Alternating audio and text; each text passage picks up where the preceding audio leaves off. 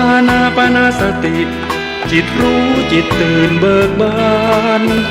ทรัพย์สามประการล้วนมีติดตัวทุกคน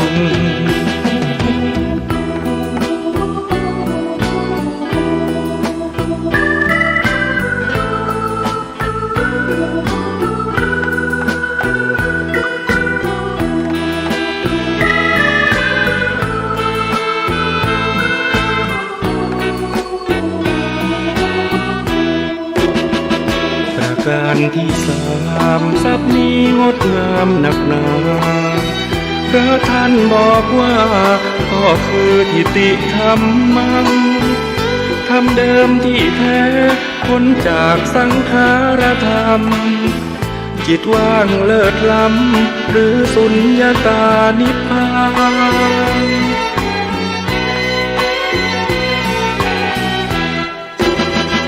ทิฏฐิญาณังทิฏฐิภูตังทิฏฐิธัมมังพระธรรมปลูกฝังชาวพุทธรู้เห็นประสานอานาปานสติจิตรู้จิตตื่นเบิกบานทรัพย์สามประการล้วนมีติดตัวทุกคน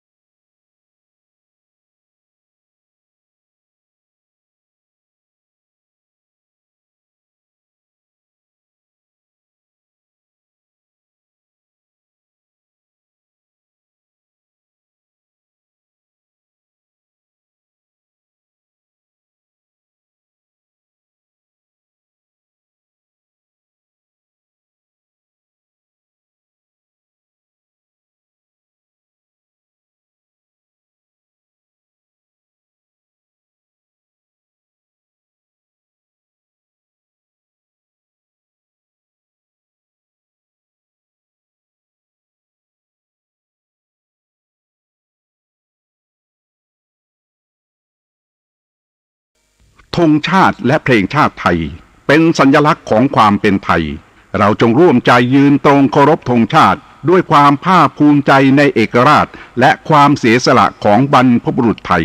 ประเทศไทยรวมและเชื้อชาติไทยเป็นประชารัฐ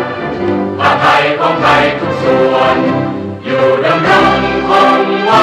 ได้ทั้งมวลด้วยไทยล้วนหมายรักสามัคคีไทยนิรักสงบแต่ถึงรบไม่กล้าเอกราชจะไม่ให้ใครคุกคีสละเลือดทุกอย่างเป็นชาติทะเลพลังประเทศชาติไทยก็เวทีชัยชโย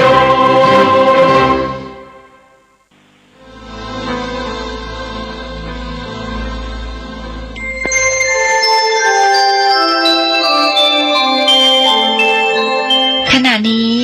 ท่านกำลังฟังสถานีวิทยุกระจายเสียง FM 104.5 เมกะเฮิรตซ์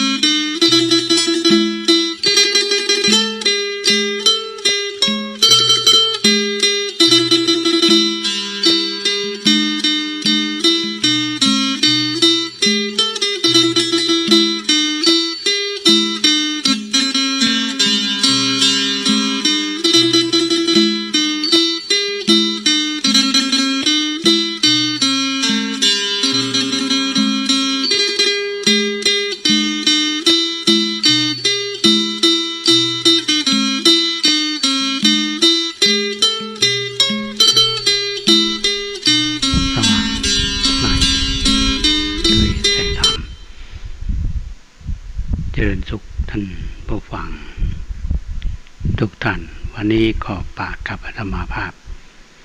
พระครูโคสิทธิ์ปริยัตยาภรณ์ในรายการร่มโพ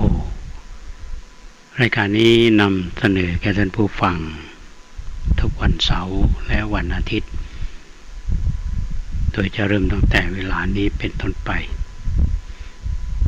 จากการนำเสนอโดยกองทุนพระเจ้าธิโรกราชกองทุนเพื่อการเผยแผ่ธรรมและส่งเสริมการศึกษาวันนี้ก็จะได้นำธรรมะคำสอนในทางพระศาสนา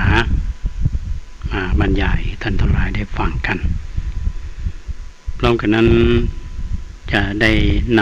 ำข่าวสารเรื่องราวที่ควรจะรับทราบให้ท่านผู้ฟังได้รับฟังกันในการร่มโพของเรานั้นอยู่กับท่านผู้ฟังมาเป็นเวลาหลายปีและธรรมภาพก็ยังเป็นผู้ดำเนินรายการอยู่ก็เรียกว่ารายการนี้ตราบใดทั้งยังมีคนฟังอาตมาภาพก็ยังอยู่กับท่านผู้ฟังรายการร่มโพนำเสนอโดยกองทุนพระเจ้าธิโรกราชก่อนที่จะเข้าสู่เนื้อหาอยากจะ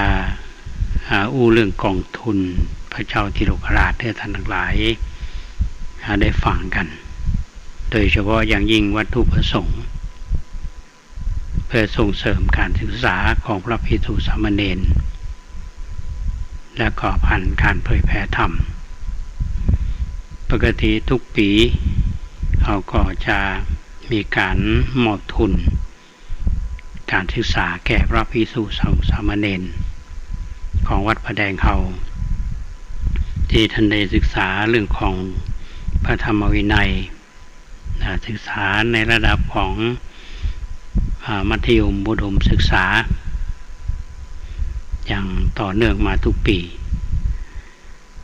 พร้อมกันนั้นเราก็เผยแพร่งานโดยเฉพาะงานรายการวิทยุที่ท่านทั้งหลายได้เอาฟังกันนี่ก็เป็นกิจกรรมหนึ่งของกองทุนพระเจ้าติโลกราชทั้งนี้ก็เพื่อเป็นอนุสรณ์ในการรำลึกนึกถึงคุณความดีและกิตติคุณของพระเจ้าติโลกราชอันนี้เป็นสิ่งที่เราท่านทั้งหลายได้ทราบกันอยู่อย่างสม่ำเสมอช่วงนี้ก็ใกล้วันปีใหม่เมืองมารับก็มีบรรยากาศของปีใหม่เมืองโดยเฉพาะอย่างยิ่งญาติโยมท่านทั้งหลายที่ได้ทำบุญอาตมาเคยอู้ว่าทานขันเข้าอันนี้ปกติเราก็จะไปทานกันวันพญาวันแต่ระยะนี้ญาติโยมก็ทยอยกันมาทำบุญทานกันเข้าก็เพื่อที่จะเอาเว้นระยะห่างกันดังที่เราท่านทั้งหลายได้ทราบกันเมื่อตอนควายวันนี้ก็มีโอกาสได้ไปร่วมงานบุญประจำปีที่รำลึกถึงบรรพชนผู้สร้างวัดแล้วก็ครบรอบ21 ปีที่พระเดชพระคุณท่านเจ้าคุณพระธรรมเสนาบดีรองเจ้าคณะภาค 7เจ้าวาดวัดพระธาตุเจ้าโดยสุเทพได้เป็นประธานฟื้นฟูวัดโลกโมลีและในโอกาสเดียวกันก็ได้ไปแสดงมุทิตาจิตถวายท่านพระครูไพบูลย์เจติยานุรักษ์ที่เอาจากกันท่านดร.ดวงคำแสนยอดซึ่งก็เจริญอายุครบ56 ปีทางคณะศิษยานุศิษย์วัดโลกโมลีคณะศรัทธาญาติโยมก็จัดกิจกรรมนี้มีการสวดสะเดาะนพเคราะห์เจริญพุทธมนต์ถึงมีท่านครูบาวัดกู่เต่าเป็นประธานและประสงค์หลายรูปหลายองค์และอาตมาก็ได้รับนิมนต์ไปร่วมกิจกรรมครั้งนี้โดยก็เป็นสิ่งที่น่าอนุโมทนาที่ท่านอาจารย์พระครูไพบูลย์เจติยานุรักษ์ก็มีเจริญอายุครบ56 ปีก็ถือว่าเป็นพระมหาเถระท่านมีตำแหน่งเป็นผู้ช่วยพระรามหลวงวัดพระธาตุเจ้าโดยสุเทพเป็นประธานสงฆ์วัดโลกโมลีอันนี้ก็เป็นกัลยาณมิตรถึงกันและกันแต่ที่เป็นบรรยากาศที่เก็บมาท่านผู้ฟังได้พินิจพิจารณารับฟังโดยกันนั้นเราจะเห็นว่าวัดโลกโมลีนี้เป็นวัดเก่าได้พื้นภูมาถึงมีพระธรรมเสนาบดีรองเจ้าคณะภาค 7เป็นประธานในการฟื้นฟูที่เราทราบน้อมรำลึกถึงบุรพกษัตริย์แล้วก็ผู้สร้างวัดและก็ผู้มีพระคุณทั้งหลายอันนี้ก็เป็นสิ่งที่ไปร่วมกิจกรรมมาวันนี้ก็คงจะมีธรรมะมาฝากท่านทั้งหลายโดยเฉพาะอย่างยิ่งช่วงนี้ธรรมาภาพจะนำพุทธธรรมที่เกี่ยวกับเรื่องของความเมตตาก็ดีอานิสงส์ของความเมตตาแล้วก็เรื่องของการจัดการเรื่องของความโกรธก็ดีซึ่งมีบุคคลตัวอย่างก็เรียกว่าเป็นกรณีศึกษาก็มีแห่มอันหนึ่งท่านผู้ฟังว่าในครั้งพุทธกาลพระเจ้าประสิทธินาธิโกศลท่านก็มีวิธีการเป็นการคิดในกว้างและมองไกลและการจองเวรที่บ่มีสิ้นสุดซึ่งสมัยนั้นพระพุทธเจ้าของเราก็ประทับอยู่ที่พระวิหารบุพารามเมืองสาวัตถี บรรดาพระภิกษุสงฆ์ทั้งหลายนี่ก็ได้กราบทูลพระพุทธเจ้าถึงเรื่องของพระเจ้าอาชาติศัตรูยกทัพไปตีแคว้นกาสีแล้วก็พระเจ้าประเสนกุศลก็ได้ยกทัพไปป้องกัน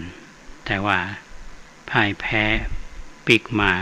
ทรงทราบแล้วก็ได้ตรัสว่าภิกษุทั้งหลายวันนี้พระเจ้าประเสนกุศลทรงแพ้มาแล้วอย่างนี้จะบรรทมเป็นทุกข์ตลอดคืนนี้และทรงแสดงผลแห่งสงครามเป็นคติเตือนใจว่าผู้ชนะย่อมก่อเวรผู้แพ้พ่ายแพ้ย่อมนอนเป็นทุกข์บุคคลละทางความชนะและความพ่ายแพ้เสียใดจึงสงบระงับเวรนอนเป็นสุขอันนี้พระพุทธเจ้าท่านได้ตรัสกับบรรดาพระภิกษุสงฆ์ซึ่งต่อมาพระเจ้าประเสนกุศลก็ได้โอกาสที่จะชนะพระพุทธองค์ก็ได้ตรัสว่าคนจะแย่งชิงได้เท่าที่การแย่งชิงนั้นจะเป็นไปได้แต่เมื่อคนเราอื่นมาแย่งชิงพ่องเมื่อนั้นผู้แย่งชิงนั้นกลับมาถูกเขาแย่งชิงขึ้นไปเพราะว่าบาปยังบ่ให้ผลเพียงใดคนพาลย่อมสำคัญบาปผิดว่าเป็นของดีเพียงนั้นแต่เมื่อใดบาปได้ผลแล้วก็ให้ผลเมื่อนั้นคนพาลย่อมประสบทุกข์ผู้ฆ่าย่อมได้รับการฆ่าตอบผู้ชนะย่อมได้รับการชนะตอบผู้ด่าย่อมได้รับการด่าตอบผู้โกรธย่อมได้รับการโกรธตอบเพราะเมื่อกรรมให้ผลผู้แย่งชิงนั้นย่อมถูกเขาแย่งชิงไปอันนี้เป็นพุทธพจน์ที่พระพุทธเจ้าท่านได้ตรัสถึงในกรณีของพระเจ้าแผ่นดินทั้งสองพระองค์ก็คือทั้งในช่วงของพระเจ้าประเสนกุศลเป็นต้นและก็พระเจ้าอาชาติศัตรูการทำสงครามซึ่งกันและกันมีชนะมีแพ้ดังที่เราทั้งหลายได้ทราบ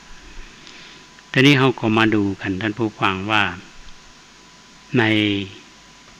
เหตุการณ์บางเหตุการณ์ซึ่งได้เกิดขึ้นเนี่ยก็คนที่มีความโกรธมีความอาฆาตจองเวรผลที่ได้หันทันตาเอาหันกันก็ในกรณีของพระเทวทัตแล้วแถมกรณีหนึ่งก็คือกรณีของพระเจ้าวิทุรภะในสมัยเมืองอินเดียโบราณอยากจะเล่าท่านทั้งหลายได้ฟังกันก็นึกถึงสมัยที่ยังเรียนหนังสือแปลธรรมบทมีอยู่เรื่องหนึ่งที่จำได้อยู่ก็คือเรื่องของพระเจ้าวิทุรภะพระเจ้าวิทุรภะราชกุมารเนี่ยเป็นโอรสของพระเจ้าประเสนโกศลกับนางวาสภคัตติยาที่ท่านมหานามะถวายพระธิดาที่เกิดแต่นางทาสีเมื่อพระราชกุมารมีอายุ16 ปีก็มีพระประสงค์จะปิกไปเฝ้าพระญาติ ฝ่ายมารดาก็จึงไปยังเมืองกบิลพัสดุประทับอยู่ในพระนครนั้นประมาณ 2-3 วันแล้วก็เสด็จกลับจากที่พระองค์เสด็จกลับเนี่ยเหล่าสากยะทั้งหลายก็ส่งนางทาสีไปล้างแผ่นกระดานที่ลูกนางทาสีนั่งโดยน้ำเจือด้วยนมสดเพื่อที่จะให้หมดจดสะอาดปรากฏว่าทหารลืมอาวุธท่านผู้ฟังก็ปิกไปเอาอาวุธแล้วก็มาทราบว่าที่แท้จริงเนี่ยนางวาสภคัตติยาเนี่ย เป็นธิดาของนางทาสีก็ไว้ง่ายว่ามานามะเนี่ยย้อมแมว เอาลูกนางทาสีไปถวายก็จึงไปกราบทูลให้พระราชกุมารทราบพระเจ้าวิทุรพะทรงทราบพระองค์ผูกโกรธอาฆาตต่อพระเจ้าสากยะทั้งหลายว่าเจ้าสากยะทั้งหลายเนี่ยที่ล้างแผ่นกระดานที่เขานั่งเจือด้วยนมสดถ้าเขาได้เป็นมหากษัตริย์เขาจะล้างกระดานแผ่นเนี่ยด้วยเลือดจากลำคอของเจ้าสากยะเหล่านั้นนี่คือความแค้นท่านผู้ฟังภายหลังพระเจ้าวิทุรพะเนี่ยก็ได้ขึ้นครองราชย์การได้ครองราชย์ก็คือทำรัฐประหารพระบิดาก็คือพระเจ้าพระเสนาธิโกศลเพราะฉะนั้นเวลาแห่งการล้างแค้นเข้ามาถึงพระเจ้าวิทุรพะนั้นก็นำกองทัพขนาดใหญ่ตรีทาทัพไปบีมากรุงกบิลพัสดุเหตุการณ์นี้เป็นที่ทรงทราบพระพุทธองค์ก็เสด็จไปทรงห้ามทัพเนี่ยถึง3 เตือแล้วก็ตรัสฮือสติแต่พอเตือที่4พระพุทธองค์ก็บ่ได้ทรงห้ามอย่างเพราะว่าตระหนักถึงวิบากกรรมของเจ้าสากยะที่ต้องรับผลเมื่อกองทัพของพระเจ้าวิทุรพะไปถึงกรุงกบิลพัสดุแล้วพระเจ้าวิทุรพะก็รับสั่งให้ฆ่าคนทั้งหมดที่เป็นเจ้าสากยะบ่าเว้นแม้แต่คนแก่ไม่ยิงแม้แต่ละอ่อนทารกน้อยๆเนี่ยนะแล้วก็ล้างแผ่นกระดานที่พระองค์นั่งด้วยโลหิตจากลำคอของเจ้าสากยะหลังจากนั้นพระเจ้าวิทุรพะก็ได้นำกองทัพพลิกไปในระหว่างที่การเดินทัพกลับนั้นไปพักแรมในเรื่องนั้นเพิ่นบอกว่าไปพักอยู่บนหาดทรายของแม่น้ำในไพร่พลทั้งหลายเนี่ยมันมีความรู้สึกว่าบางคนนี้ไปนอนก็นอนบลับบางคนก็บางพวกก็ไปนอนบนฝั่งห่างไปบางคนก็ไปนอนพลิกไปนอนแต่ก็ว่าช่วงนั้นมีเวลากลางคืนก็มีพายุพัดกระหน่ำมาอย่างแรงทางพระเจ้าวิทุรพะและกองทัพของพระองค์นั้นถูกกระแสน้ำพัดไปตามน้ำพระเจ้าวิทุรพะก็สวรรคตไปพร้อมๆกันอันนี้เป็นเรื่องโดยสรุปในเรื่องของพระเจ้าวิทุรพะถามว่าสาเหตุมาจากอะไรอย่างท่านผู้ฟังสาเหตุมาจากความแค้นความแค้นอย่างความแค้นที่พระเจ้าวิทุรพะเนี่ยได้รับการดูถูกเนาะจากเจ้าสากยะที่ไปตอนที่เสด็จไปกบิลพัสดุเนี่ยเพื่อว่าเป็นเสนียดจันไรเป็นลูกของนางทาสีเป็นลูกของนางวาสภกัตติยาเนี่ยก็ชองเชิงดูถูกก็เก็บความแค้นไว้ในใจพอสบโอกาสเนี่ยได้ขึ้นครองเมืองแทนพระเจ้าพระเสนาธิโกศลนะถือว่ารัฐนี้เป็นรัฐใหญ่กบิลพัสดุนี่ก็ถือว่าเป็นเมืองน้อยก็ยกทัพไปกรีธาคนผู้ไพร่พลทั้งหลายเนี่ยก็ตายกันเจ้าสากยะก็ตายแล้วก็เมื่อชนะก็ปิกมาแล้วก็ในที่สุดนั้นพอมาตอนพักแรมก็ถูกน้ำพัดแล้วก็ถึงความเรียกว่าสวรรคตไป เรื่องนี้ถ้าเรามาวิเคราะห์กันท่านผู้ฟังว่า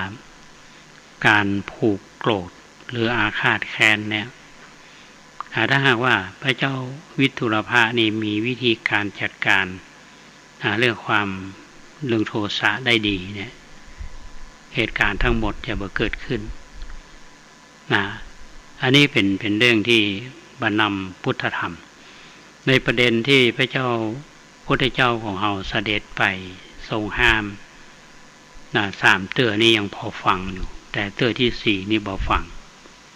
ลงก็ทรงพิจารณาว่าเป็นวิบากกรรมของชาวสากยะทั้งที่พระองค์ท่านนั้นก็เป็นเชื้อสายของสากยะถ้ามองตรงนี้ท่านผู้ฟังจะเห็นว่ากรรมที่แต่ละคนได้ทำมาเนี่ยเมื่อถึงณเวลาจุดหนึ่งมันก็จะให้ผลเพราะฉะนั้นคนเฮาก็คงเช่นเดียวกันเรื่องที่นำมาเล่านี้เป็นเรื่องราวที่มีมาในพระธรรมบทเนาะก็เป็นเรื่องราวที่เกิดขึ้นในสมัยอินเดียโบราณแล้วก็คงจะเป็นแง่คิดของหมู่เฮาท่านทั้งหลายได้เป็นอย่างดีเฮาหันว่าเรื่องเหล่านี้เป็นเรื่องที่ก็มีเหตุมีผลเพราะว่ากรรมทรงผลคือเป็นไปอันนี้ก็นำมาเล่าท่านทั้งหลายได้ฟังกันว่าคนที่ทำกรรมเอาไว้กรรมก็ต้องส่งผลเป็นที่แน่นอนดังหลายท่านอาจจะได้เคยได้ยินพุทธภาษิตที่บอกว่ายาทิสังวะพะเตพีชังตาทิสังละพะเตพลังกัลยาณการีกัลยาณังปาปาการีจะปาปากังปราชญ์เพิ่นได้ผูกเป็นคำโครงโลกคณิตไว้ว่าฟักแฟงแตงเต้าถั่วงายนวันสิ่งใดให้ผลสิ่งนั้นทำทานหว่านกุศลผลเพิ่มพูนนาทำ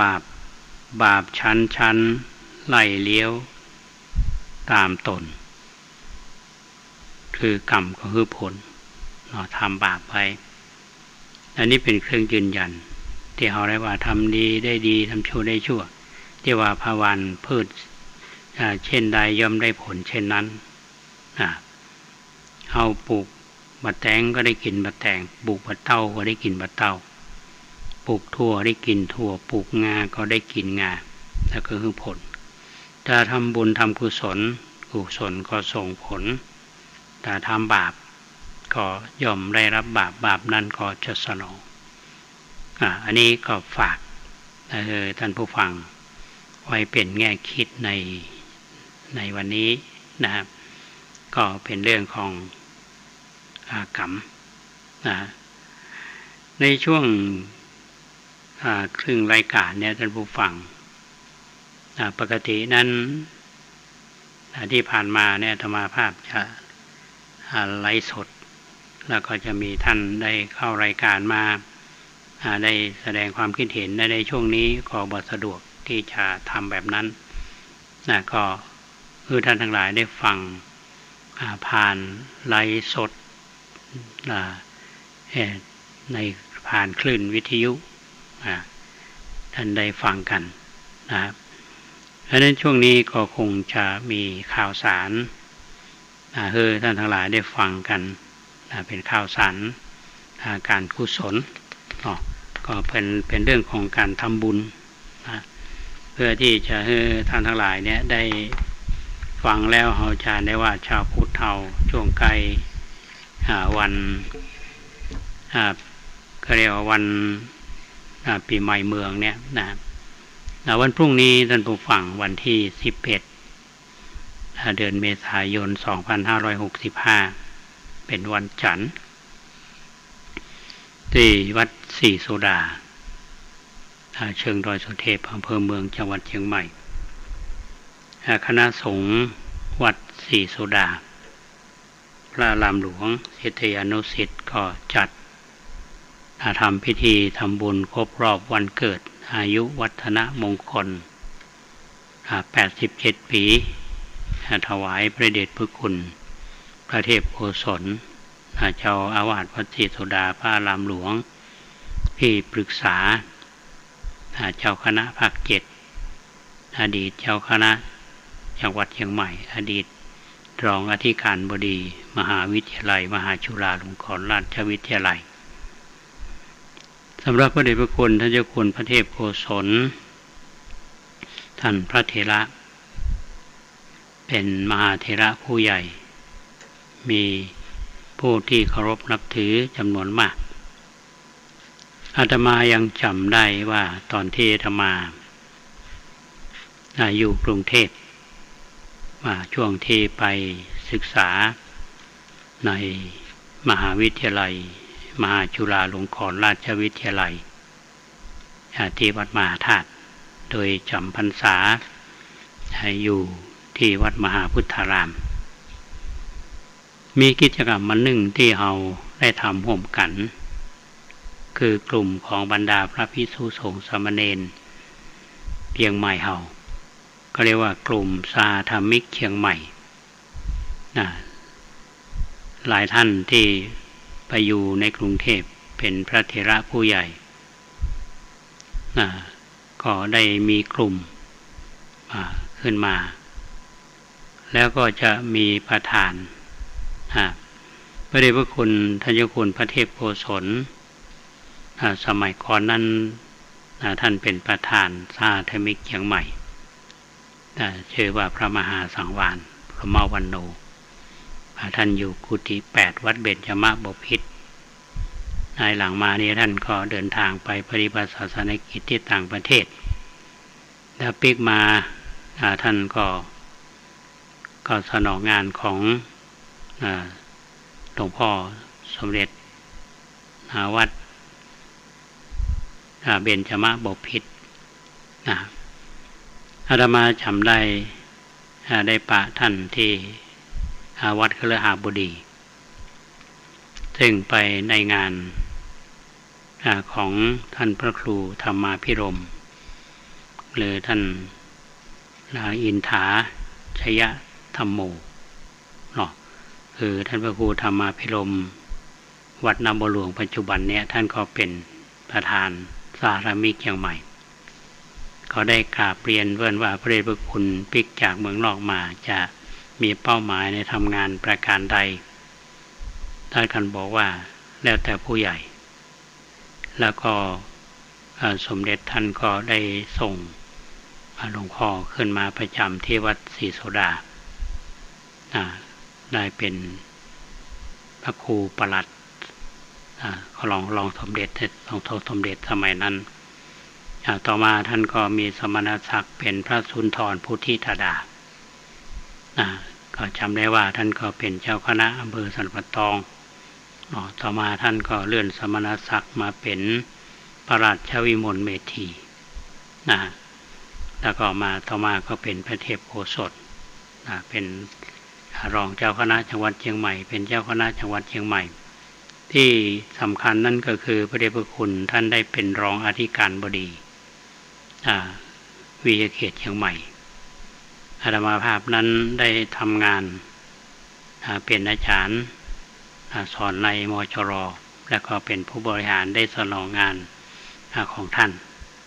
โดยตลอดมาเหมือนกันเพราะฉะนั้นท่าน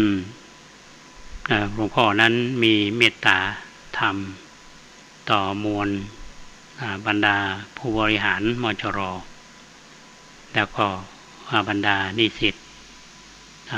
ก็ถือว่าช่วงที่ท่านรับตำแหน่งเป็นรองอธิการบดีนั้นจะถือว่าท่านได้เมตตาต่อหมู่เฮาคือแม้ว่าท่านจะพ้นตำแหน่งท่านก็ยังมีความเมตตาเป็นที่เคารพนับถือของหมู่เฮาเพราะฉะนั้นในวันพรุ่งนี้ท่านที่ทราบ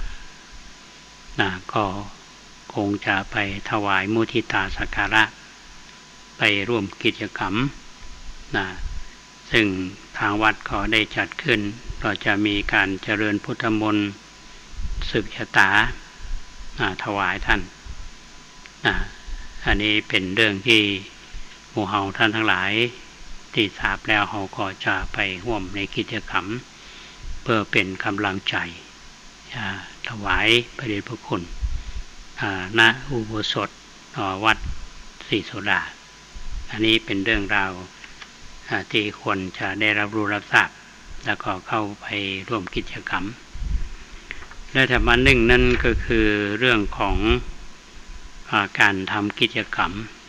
ในวัดวาอารามต่างๆเนี่ยท่านผู้ฟังเขาจะเห็นได้ว่าวัดต่างๆนั้นก็พยายามทำกิจกรรม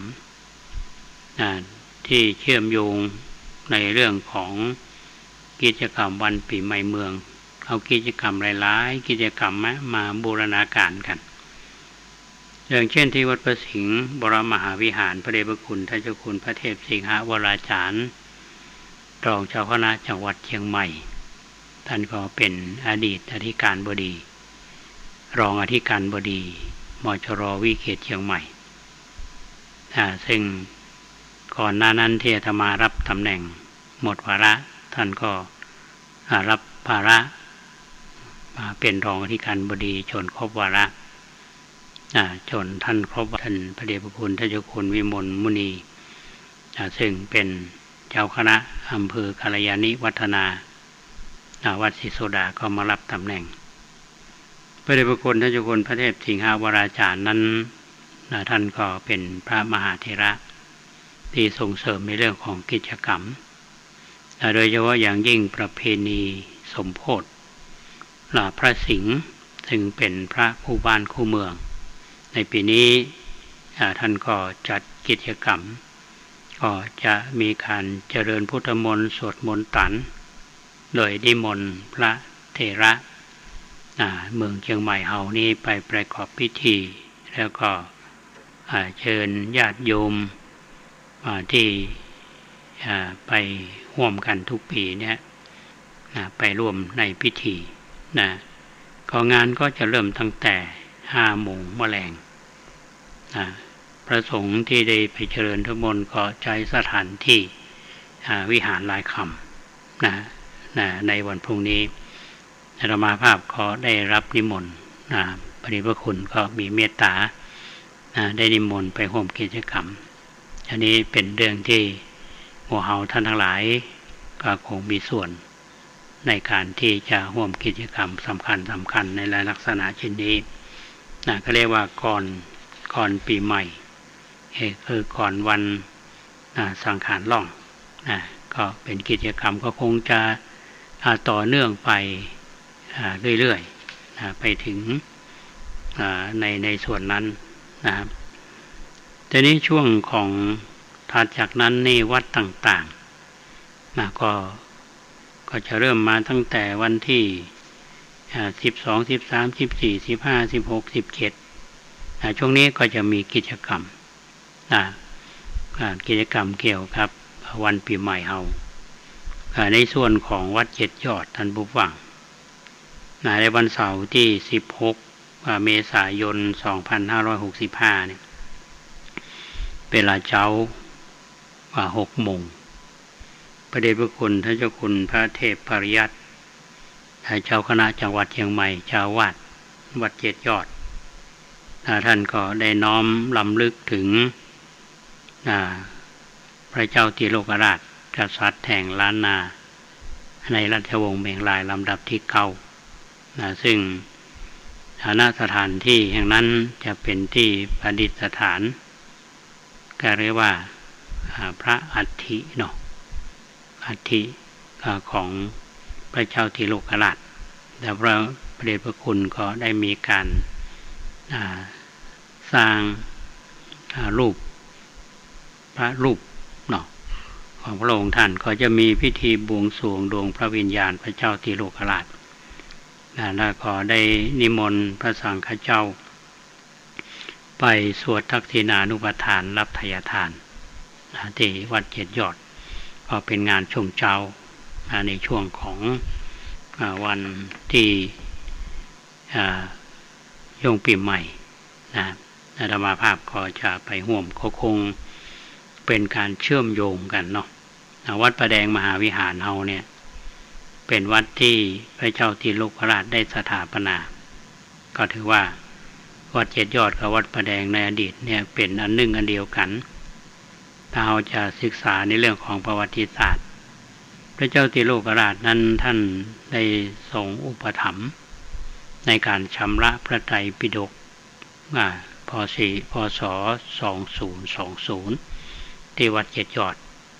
ซึ่งมีพระธรรมทินาเป็นประธานในการชำระพระไตรปิฎก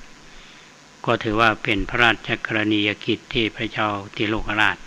ท่านได้ทรงอุปถัมภ์พระเดชพระคุณท่านเจ้าคุณพระเทพปริยัติท่านขอน้อมรำลึกถึงคุณูปการอันยิ่งใหญ่ตรงนี้ก็เชิญชวนหมู่เฮาท่านทั้งหลายไปร่วมในพิธีบวงสรวงดวงทัพวิญญาณของพระเจ้าติโลกราชในเช้าของวันที่16 เมษายนซึ่งเป็นวันเสาร์อันนี้เป็นเรื่องที่ดีก็นำมาเล่าสู่ท่านทั้งหลายได้ฟังกันแถมวันหนึ่งนั้นก็เป็นเหตุการณ์ที่จะน้อมรำลึกถึงครูบาเจ้าศรีวิชัยนักบุญแห่งล้านนาไทยทางวัดศรีโสดาซึ่งมีพระเดชพระคุณท่านเจ้าคุณพระเทพโกศลเป็นภายใต้บารมีของพระเดชพระคุณก็จัดกิจกรรมก็เรียกว่ามีพิธีถวายน้ำสงฆ์พระราชทานองค์อนุสาวรีย์ครูบาเจ้าศรีวิชัยเป็นผู้สถาปนาวัดศรีโสดาครบ87 ปีสังเกตได้ท่านผู้ฟัง87เนี่ยก็อายุหลวงพ่อพระเทพโกศลเหมือนกันแล้วก็ในช่วงของประเพณีปีใหม่เมืองซึ่งจัดที่ลานอนุสาวรีย์ครูบาเจ้าในวันอาทิตย์ที่17 เมษายน 2565ทุกปีนั้นก็จะได้อาราธนาพระมหาเถระไปก็เรียกว่าเจริญพุทธมนต์สมโภชนำส่งพระราชทานแล้วก็เจริญชัยมงคลคาถารับจตุปัจจัยทายธรรมเนื่องในโอกาสที่สมเด็จพระกนิษฐาธิราชเจ้ากรมสมเด็จพระเทพรัตนราชสุดาสยามบรมราชกุมารีทรงพระกรุณาโปรดพระราชทานผ้าไตรและนำสงฆ์องค์อนุสาวรีย์ครูบาเจ้าศรีวิชัยก็เป็นผู้สถาปนาวัดศรีโสดาก็เชิญชวนพี่น้องท่านทั้งหลายไปร่วมในพิธีนี้ในวันอาทิตย์ที่17 เมษายน 2565ก็เวลาตอนมะแรงก็4 โมงครึ่งเนาะก็คงจะได้พบได้ปะกันเหมือนคู่ปีที่ลานอนุสาวรีย์ของครูบาเจ้าศรีวิชัยนี่เป็นข่าวกิจกรรมที่เราท่านทั้งหลายก็ทราบกันอยู่ซึ่งในวันนั้นเนี่ยในกำหนดการก็ช่วงของ4 โมงครึ่งเนี่ยบรรดาพระสงฆ์สามเณรจากวัดศรีโสดาข้าราชการคณะศรัทธาพร้อมกันก็ประมาณ5:09 นาทีประธานในพิธีก็จะได้จุดธูปเทียนบูชาพระรัตนตรัยอาราธนาศีลพระสงฆ์คือศีลอาราธนาพระภิปริตพระสงฆ์สมณศักดิ์เจริญพุทธมนต์สมโภชนำส่งพระราชทานประธานในพิธีก็อัญเชิญนำส่งพระราชทานองค์อนุสาวรีย์ครูบาเจ้าศรีวิชัยพระสงฆ์สมณศักดิ์ทั้งนั้นเจริญชัยมงคลคาถาประธานในพิธีถวายจตุปัจจัยทายธรรมพระสงฆ์ทั้งนั้นอนุโมทนาเป็นศิษย์พิธีอันนี้เป็นกำหนดการคร่าวๆก็คือท่านทั้งหลายได้รับทราบกันในส่วนของ กิจกรรมนะที่ทางวัดประแดงเขาท่านผู้ฟังช่วงปีใหม่นี้มีอย่างก็หายนะซึ่งทางวัดเขาก็ได้ปรึกษาหารือกันกิจกรรมวันปีใหม่ก็มีเหมือนกับวัดต่างๆนั่นนะซึ่งก็จะมีทานขันเข้านี่ก็สะดวกใครจะมาวันไหนนะก่อนปีใหม่เนี่ยก็มาได้นะตามสะดวกสบายเหมือนกันถึงทางวัดก็อำนวยความสะดวกให้ท่านทั้งหลายนะในมาตรการตามที่กระทรวงสาธารณสุขเปิ้นก็ได้กำหนดไว้เขาก็ได้เตรียมสถานที่มีอากาศโปร่งโปร่งโล่งเนาะมีเจลล้างมือมีผ้าหน้ากากอนามัยสำหรับมอบมือกับท่านทั้งหลายที่มาได้นำมาแล้วก็คงจะมีการทำบุญตักบาตรแล้วก็ดำหัวเจ้าวาดดำหัวผู้เฒ่าผู้แก่แล้วก็ที่สำคัญนั่นก็คือกิจกรรมอันหนึ่งก็คือมีการสวดนพเคราะห์ที่เราทำกันทุกปีนะหลังจากวันพญาวันไปก็ปกติอาตมาขอเน้นย้ำว่าอย่างวัดประแดงเขาเนี่ยเป็นวัดที่อยู่บนดอยจอยวอยวนารามเนาะจอยวอยวนารามอยู่บนดอยมาได้อยู่ในเมืองท่านที่มาทำบุญที่เคยมาเพื่อนก็จะมามีโยมหลายท่านก็ได้สอบถามมาว่ากิจกรรมของวัดมีอย่างพ้องอาตมาก็ได้ชี้แจงไปโยมก็เพื่อนจะมาทำบุญกัน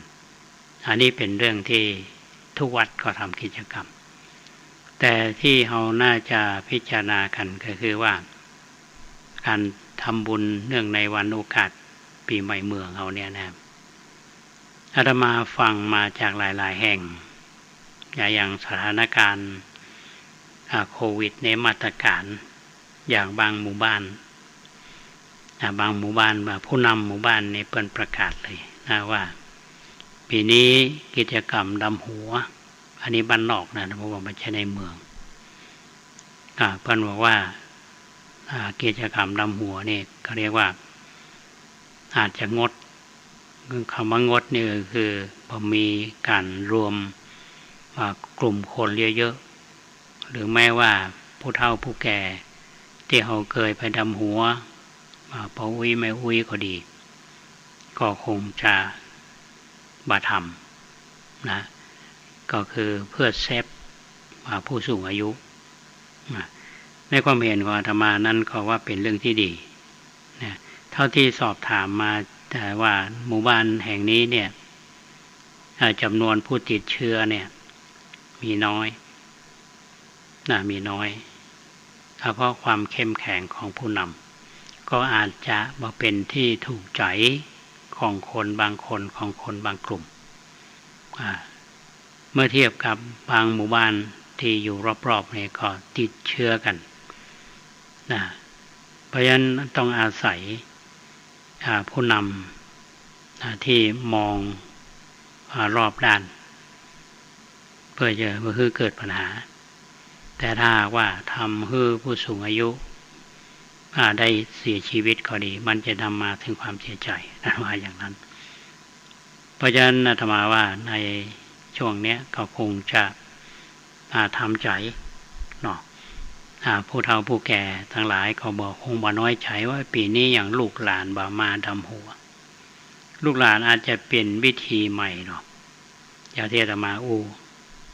แทนที่จะนำปัจจัยมาดำหัวนำทำเป็นสมปล่อยเขาก็น้อมลำลึกนึกถึงพระคุณของพระอุ้ยแม่อุ้ยก็อาจจะโอนเงินผ่านธนาคารมาคือก็อยู่ในบัญชีธนาคารอุ้ย อันนี้ก็เข้าท่าอยู่เหมือนกันเนาะเป็นวิธีการหนึ่งอันนี้ทางบางหมู่บ้านในอำเภอรอบนอกเนี่ยเพิ่นก็ทำกันอยู่เป็นเรื่องที่น่าจะดีนะธรรมาว่า ในส่วนของงานพัฒนาวัดประแดงเนาะท่านผู้ฟังก็คงจะอู้ต่อกันว่าเมื่อตอนบ่ายวันนี้ก็มีโยมเปิ้นมาวัดประแดงกับพอดีอาตมาได้หลังประชุมมาอู้จ๋ากับบรรดาพระเจ้าประสงค์เฮานั่งวงสนทนากันต่อเรื่องกิจกรรมที่เกิดขึ้นก็ดีเรื่องที่จะดำเนินการในกิจกรรมนั้นวันปีใหม่ก็ดีก็ปรากฏว่ามีโยมมาก็ทราบว่าโยมท่านนี้ป่าแม่บ้านกับลูกสาวอายุ12ก็ทราบว่าเคยเรียนอยู่ที่มหาวิทยาลัยเชียงใหม่เคยขับรถมาขึ้นมาวัดประแดงพ่องสมัยนั้นเปิ้นก็เล่าให้ฟังว่าสมัยนั้นนี่บ่เหมือนปัจจุบันเนอะเปิ้นว่า20 กว่าปีมาแล้ว20 กว่าปีมาวันนี้ถ้าป่าธรรมาก็เปิ้นก็บอกว่าขออนุญาตไปไหว้พระในวิหารได้ก่อนอาตมาก็ให้พระท่านเปิดประตูไปไหว้พระในวิหารเปิ้นก็มีความประทับใจตรงที่ว่าพอขึ้นมาวัดแล้วเนี่ยอากาศบนวัดนี่เย็นสบายร่มรื่นสะอาดสะอ้านเนี่ยอันเปิ้นก็บอกว่ามาแล้วม่วนใจที่มาก็เพราะว่าปาลูกสาวมาปีนี้จะคือมาเรียนที่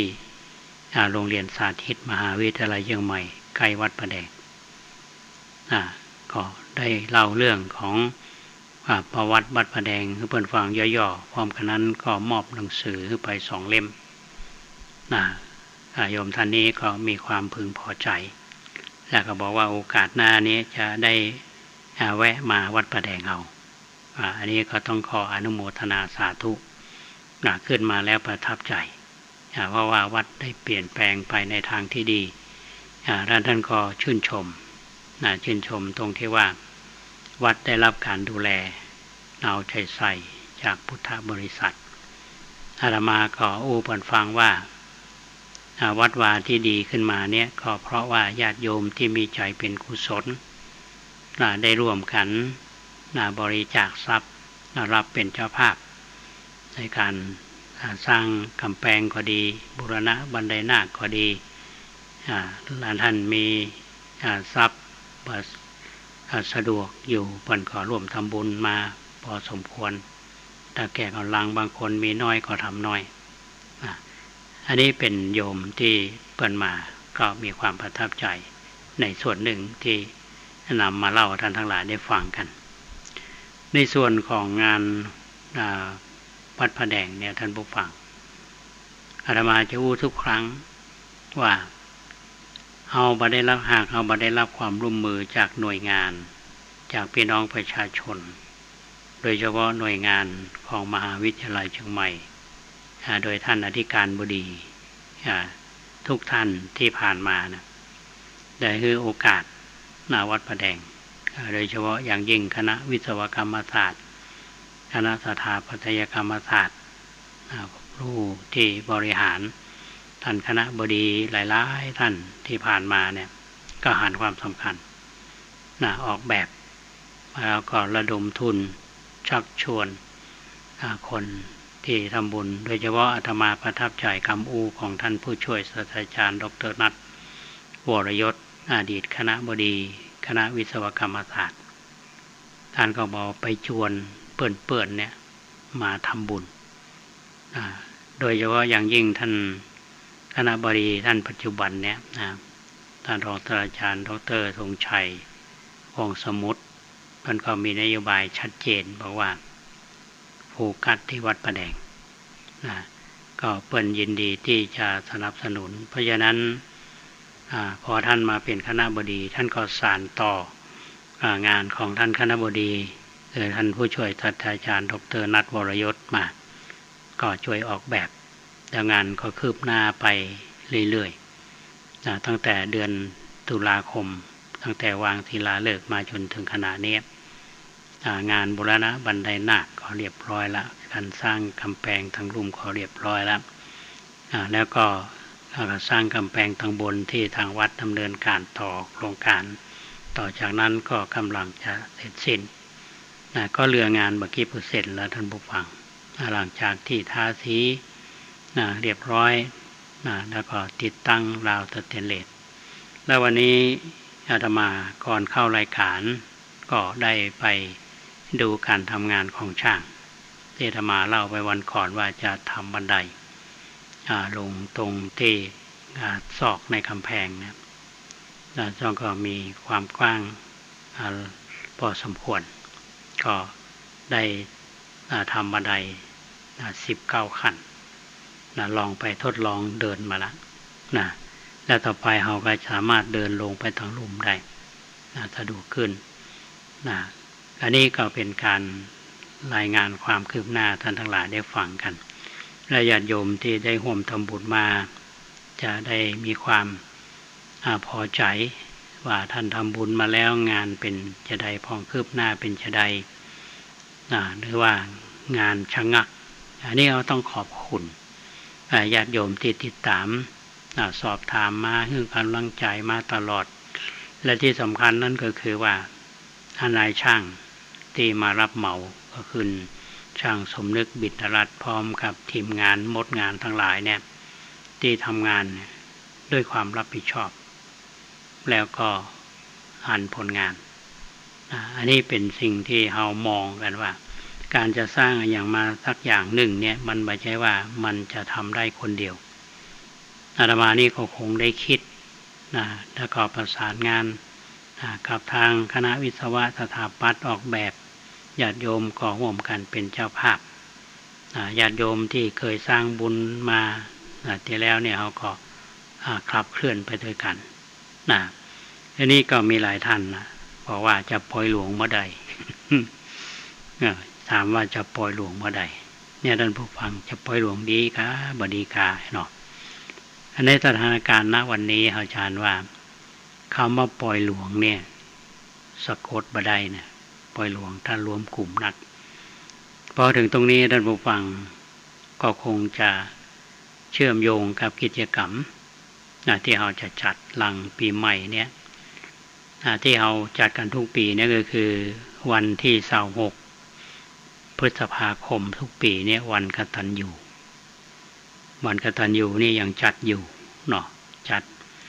เพื่อที่จะน้อมรำลึกถึงคุณูปการของบุรพกษัตริย์ที่ได้สร้างวัดประแดงตั้งแต่พระเจ้าสามพังแกนพระบิดาของพระเจ้าติโลกราชพระเจ้าติโลกราชผู้สถาปนาวัดประแดงพระเมืองแก้วพึงเป็นกษัตริย์ที่ได้การส่งเสริมสนับสนุนวัดประแดงมาตั้งแต่อดีตเจ้าวาดมีท่านมหาสวามีโพธินันทะท่านพระยนคัมภีร์ท่านครูบาเจ้าศรีวิชัยและก็ครูบาอ่องซึ่งเป็นครูบาที่เราจะมีการก่อกู้ของท่านไว้อันนี้ท่านทำสร้างวัดมาดูแลวัดมาแล้วก็ผู้ที่มีพระคุณเพราะฉะนั้นญาติโยมที่ได้ถามมาว่าปีนี้เนี่ย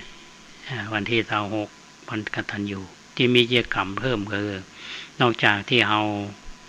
ทำทุกปีนั้นจะมีการทักษิณานุปทานแล้วก็มอบทุนการศึกษาให้กับพระภิกษุสงฆ์สามเณรเด็กและเยาวชนและปีนี้ก็คงจะทำบุญถวายเนาะถวายบันไดนาคที่เราบูรณะกำแพงถึงโมดแล้วก็ขอนกรีดพิมพ์ลายและบูรณะบันไดก็เป็นการทำบุญอันนี้ก็มันสมน้ำสมเนื้อเหมาะกับในสถานการณ์ก็เรียกว่าทำบุญแบบ New Normal อันนี้ก็ท่านทั้งหลายได้ฟังกันก็คงจะเป็นที่รับทราบก็คงจะได้ร่วมบุญกันใกล้ๆมาอาตมาจะได้เอิ้นบอกกล่าวท่านทั้งหลายได้ฟังกัน วันนี้รายการร่มโพของเราเริ่มมาตั้งแต่ต้นเนาะที่อาตมาภาพได้เล่าเรื่องราวแล้วก็เล่าบรรยากาศการไปร่วมทำบุญอายุวัฒนมงคลของท่านพระครูไพบุญโดยท่านดร.ดวงคำที่วัดโลกโมลีแล้วก็ได้เล่าเรื่องราวของพระเจ้าวิทุรภะการจัดการอารมณ์มีผลเสียอย่างใดมีผลกระทบอย่างไรให้ท่านทั้งหลายได้รับทราบเพราะฉะนั้นก็นำข่าวสารเกี่ยวกับกิจกรรมสำคัญเกี่ยวกับครูบาอาจารย์ให้ท่านทั้งหลายได้ฟังกันในช่วงท้ายเนี่ยเราก็ได้เล่าเรื่องราวการพัฒนาวัดความคืบหน้าแล้วก็กิจกรรมที่จะดำเนินการให้ท่านทั้งหลายได้ฟังกันรายการร่มโพของเรานั้นเป็นการผลิตรายการร่วมกันนอกจากธรรมภาพจะเป็นผู้ดำเนินรายการแล้วญาติโยมที่รับฟังทางบ้านก็ติดตามรับฟังแล้วก็เป็นผู้ประเมินการทำงานของธรรมาประเมินรายการอยากจะมีญาติโยมได้โทรศัพท์มาแจ้งผลการรับฟังโทรศัพท์มาคือคำแนะนำและที่สำคัญนั้นก็คือทีมงานท่านผู้ฟังไม่ใช่อาตมาภาพคนเดียวที่สำคัญนั้นก็คือกัลยาณมิตรโดยเฉพาะท่านพระครูสมุวิศวัตรวรกิจโจท่านผู้อำนวยการสถานีวิทยุ 104.50 เมกะเฮิรตซ์นอกจากท่านจะทำงานหนักอยู่เบื้องหลังในการทำงานเผยแผ่พระพุทธศาสนาเชื่อมสัญญาณไปยังสถานีต่างๆแล้วก็มีเครือข่ายที่ได้ทำงานเป็นพลังอันยิ่งใหญ่ที่ส่งผลในการทำงานเผยแผ่พระพุทธศาสนาหลายๆครั้งหลายๆคราวที่ท่านฟังผ่านวิทยุ 104.50 เมกะเฮิรตซ์ก็โดยฝีมือของท่านพระครูสมุวิศวัตรพร้อมโดยกัลยาณมิตรทั้งหลายที่นักเผยแผ่หัวใจสิงห์ทั้งหลายที่ทำงานกันและท่านหนึ่งก็คือคุณเกษตรเพชรสำริดบก.ก้าวหน้านิวของเราเนี่ยนะอยู่เบื้องหลังและท่านก็ฟังเสียงของคุณเกษตรเพชรสำริดในคลื่นนี้ตลอดแล้วก็นอกจากจะมีข่าวสารประจำวันแล้วก็มีบทความธรรมะเรื่องราวเกี่ยวกับประวัติศาสตร์พุทธศาสนาพ้องเกี่ยวกับเรื่องราวดีๆของประเพณีวัฒนธรรมพ้องแล้วก็ทำงานร่วมกันถามว่าทั้งหมดทั้งมวลนี้ทำเพื่ออะไรอย่างเพื่อการเผยแผ่พระพุทธศาสนาแล้วก็เพื่อท่านผู้ฟังได้รับผลของการทำงานสิ่งใดถ้าเป็นประโยชน์ก็เป็นความสุขของหมู่เฮาเพราะฉะนั้นวันนี้ธรรมภาพก็นำรายการร่มโพมาให้ท่านทั้งหลายได้รับฟังกันท่านใดจะมีข้อเสนอแนะมีข้อแนะนำใดๆหรือว่าจะสอบถามเรื่องราวอย่างที่เตรียมมาผ่านไปแล้วนี่ทางวิทยุท่านก็สามารถที่จะใช้เบอร์โทรศัพท์เบอร์เดิมท่านผู้ฟังเบอร์เดิม 0818815690 0818815690เทระมาภาพระครูโกสิทธิ์ปริยัติยาภรณ์ก็ขอให้ปันปีใหม่ที่เราจะทำกิจกรรมร่วมกันนี้ได้ดำเนินไปด้วยความเรียบร้อยและญาติโยมได้ทำบุญสร้างกุศลมีความอิ่มอกอิ่มใจมีความสุขโดยทั่วหน้ากันวันนี้ก็ขอจากท่านผู้ฟังไปก่อนขอความสุขสวัสดีจงบังเกิดมีแก่ท่านผู้ฟังทุกท่านขอเจริญพร